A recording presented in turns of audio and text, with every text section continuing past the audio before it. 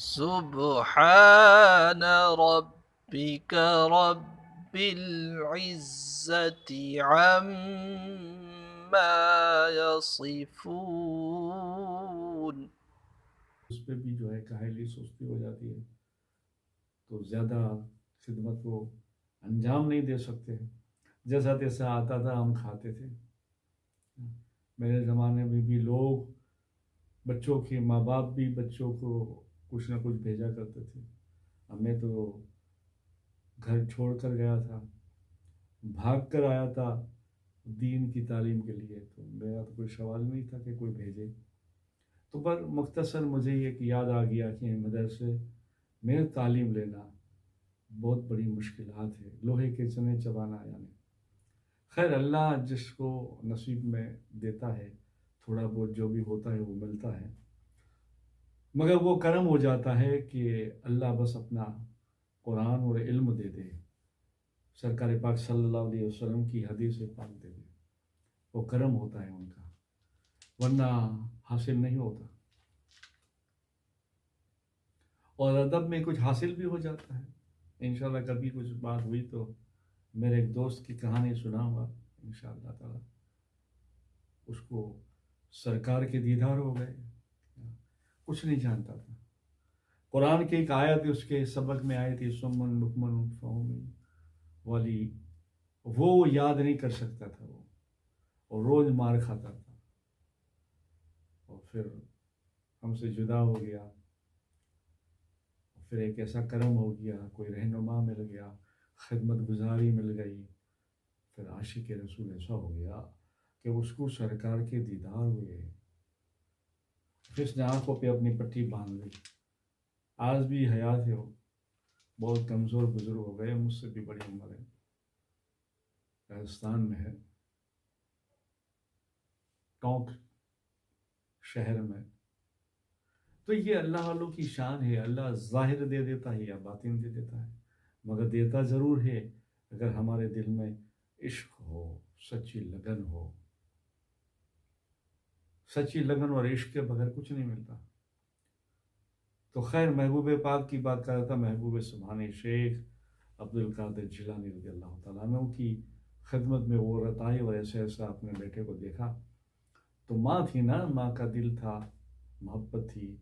پھر حضور غوث پاک رضی اللہ تعالیٰ عنہ کی خدمت میں آئی اور کہا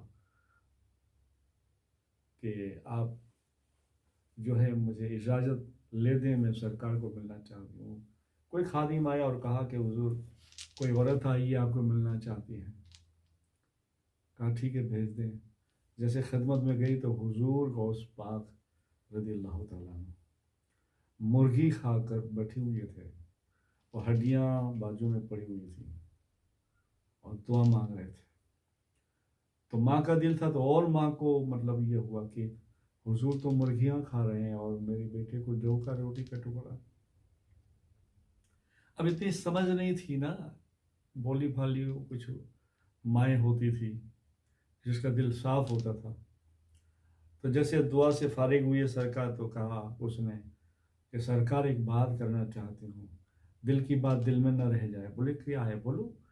کہا یا غوث پاک آپ تو مرغی کھاتے ہیں اور میرا بچہ اور لوگوں کے بچے ماؤں کے وہاں جو کے ٹکڑا کھاتے ہیں اور پانی پی کر گزارا کرتے ہیں. تو پھر آپ نے یہ سن کر اس مائی سے کہا کہ مائی دیکھ ایسا ہوگا نا تو تیرا بیٹا بھی مرغی کھائے گا. پھر ایسے کر کے آپ نے ہاتھ لگایا مرغی کی ہڈیوں پہ، سے ہاتھ لگایا صرف، اور کہا کم بیسنی، اللہ کے حکم سے کریو. لوگوں نے دیکھا، حضرت عبداللہ اوانی رضی اللہ تعالیٰ عنہ نے دیکھا، لوگوں نے اور مرید طالب مرید چاہنے والے تھے، لوگوں نے دیکھا کہ مرغی اسی وقت زندہ ہو گئی اور چلائی اور پھڑ پھڑاتی کمرے سے باہر نکل گئی. سبحان اللہ. آج بھی اس کی نسل کی مرغیاں ہے، آج بھی ہے بغداد میں. جیسے آج بھی سرکار پاک صلی اللہ علیہ وسلم کے سواری کے لیے جو ایک گھوڑا رکھا ہوا تھا، تو آج بھی اس کی نسل کا گھوڑا جو ہے آج بھی ایک پاکستان میں ایک جگہ پہ موجود ہے. سبحان اللہ. تو اللہ اتنی برکتیں دے دیتا ہے. اور پھر وہ لڑکا کامیاب ہوا کیونکہ غوث پاک کے مدرسے میں تھا اور حضور کی نظر عنایت سب بچوں پہ ہوتی تھی. ارے بھائی وہاں تو چور ابدال بن جاتا تھا، تو یہ تو بچے اللہ اللہ کرتے تھے، قرآن پڑھتے تھے، نماز پڑھتے تھے، حضور کو پنجگانہ نماز میں دیکھتے تھے. ایک نگاہ جو اٹھائی تو چور کو ابدال بنا دیا. آپ نے سنا ہوگا، یہ بھی واقعہ بہت بڑا مشہور ہے. تو خیر، جیسے ہی آپ نے ہاتھ رکھا مرغی زندہ ہو گئی اور فڑفڑاتی ہوئی خانقاہ سے باہر نکل گئی. سبحان اللہ.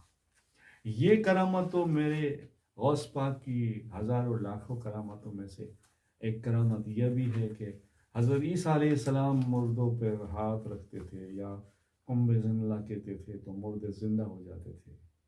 یہ کرامت تو حضرت عیسیٰ علیہ السلام کے معجزات جیسی ہے. سبحان اللہ. درود پاک پڑھے. اللہم صلی علی سیدنا محمد نور الانوار وصلی اللہ علیہ وسلم صلی اللہ علیہ یا رسول اللہ صلی اللہ تعالی علیہ وسلم نور من نور اللہ. ایک لڑکا جو پیدائشی اندھا تھا، اپاہج تھا اور فالج بھی پڑا ہوا تھا اور ساتھ میں کوڑی بھی تھا. کوڑ کے نشان بھی تھے جو سفید ہوتے ہیں، برس کرتے اس کو. کوڑی بھی، فالج بھی، اپاہج بھی اور اندھا بھی. اس کی تقدیر نے اس کو ایسا ساتھ دیا کہ وہ بھی غوث پاک محی الدین شیخ عبد القادر جیلانی رضی اللہ تعالیٰ عنہ کی خدمت میں کرم ہو گیا اور وہ کامیاب ہو گیا. کیسے؟ حضرت ابو الحسن قرشی اور حضرت شیخ علی بن حیتی رضی اللہ تعالیٰ عنہ سے نقل ہے کہ آپ دونوں بزرگ جو ہے آپ کے مدرسے باب اج کے پاس بیٹھے ہوئے تھے کہ ایک سوداگر ابو غالب فضل اللہ ابن اسماعیل خانقاہ سے گزرا. تو دونوں حضرت نے کہا کہ یہ یہاں سوداگر، چلو ہم بھی دیکھتے ہیں. تو دونوں سرکار یعنی حضور کے خلیفہ تھے حضرت ابو الحسن قرشی اور حضرت علی بن حیتی رضی اللہ تعالیٰ. وہ حضرت کے خلفاء تھے، ساتھ ساتھ خانقاہ میں تشریف لائے. تو آپ سرکار سب کو لے کے بیٹھے ہوئے تھے. سلام عرض کی اور کہا کہ حضور، سنا ہے رسول اللہ صلی اللہ علیہ وسلم کی حدیث پاک ہے، مہمان نوازی، میزبان مہمان بننا اور دعوتیں قبول کرنا آپ کے نانا کی سنت ہے. تو میں ہاتھ جوڑ کر آپ کے پاس آیا ہوں، آپ کرم فرمائیے اور میرے ساتھ چلیے، آپ کی دعوت ہے. اب دعوت دینے والے تو ایک دن پہلے کہتے ہیں نا، یا صبح کہتے ہیں، یہ بھی ایک طریقہ، مگر وہاں دعوت نہیں تھی. سنیے آگے. غوث پاک نے مسکراتے کہا، اچھا آپ دعوت کے لیے آئے، چلو چلتے. سبحان اللہ.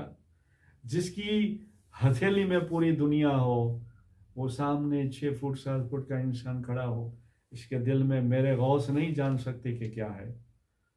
جان سکتے ہیں، بے شک جان سکتے، بے شک جان سکتے. آج بھی ہمارا ایمان ہے کہ ہم یہاں سے پکارے یا غوث تو وہاں سے سنتے ہیں سرکار، اور عاشقوں کی پکار تو ہر دم سنتے ہیں میرے سرکار غوث پیا. آپ نے مسکرا کے کہا، اچھا چلیں. اتنے میں حضرت ابو الحسن قرشی اور حضرت علی بن حیتی بھی آ گئے. تو آپ نے بھی ان کو اشارہ کیا، چلیں ہم دعوت میں، ابو غالب بلانے آئے فضل اللہ. چلے خرقہ وغیرہ پہن کر اور خلفاء ساتھ میں. تھوڑی دیر میں پہنچے جہاں آپ کا محل وغیرہ گھر وغیرہ تھا. وہاں دیکھا کہ دوسرے خلفاء بھی दूसरे पीर भी और उलमाए कराम भी हाजिर हैं और दावत की तरतीब दी जा रही है, दस्तरखान बिछाया जा रहा है, लोग बैठते जा रहे हैं। गौस पाक रज़ी अल्लाह ताला अन्हु के लिए कुछ और अच्छा इंतज़ाम हुआ था ना, क्योंकि पीरों के पीर दस्तगीर थे ना, सुभान अल्लाह, पीरों के पीर दस्तगीर थे ना, कुछ अलग से इंतज़ाम था, जैसे महफिल का कोई शहंशाह बैठा हो। तो सरकार भी बैठ गए और सब खाना तरह तरह का नेमतें आ रही है, करीब करीब सब ख़त्म हो गई, यानी सब आ गया, अब दावत शुरू होती है। हुजूर सरकार कहे बिस्मिल्लाह तो लोग शुरू कर दे। इतने में दो आदमी एक संदूक लेकर आया और बीच में बिल्कुल सेंटर में वो संदूक रख दिया। सब हैरान कि ये संदूक में क्या होगा। अब संदूक आया, लोगों की नज़र संदूक की तरफ थी और मेरे गौस पाक रज़ियल्लाहु ताला अन्हु ने सर झुका दिया और मुराक़बे में चले गए।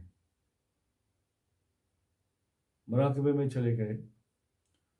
अब जैसे सौदागर ने देखा बिस्मिल्लाह पढ़ें और यूं इशारा करने गया तो गौस पाक महबूब सुभानी शेख अब्दुल कादिर जिलानी रज़ियल्लाहु ताला अन्हु मुराक़बे की हालत में है, आंखें बंद है।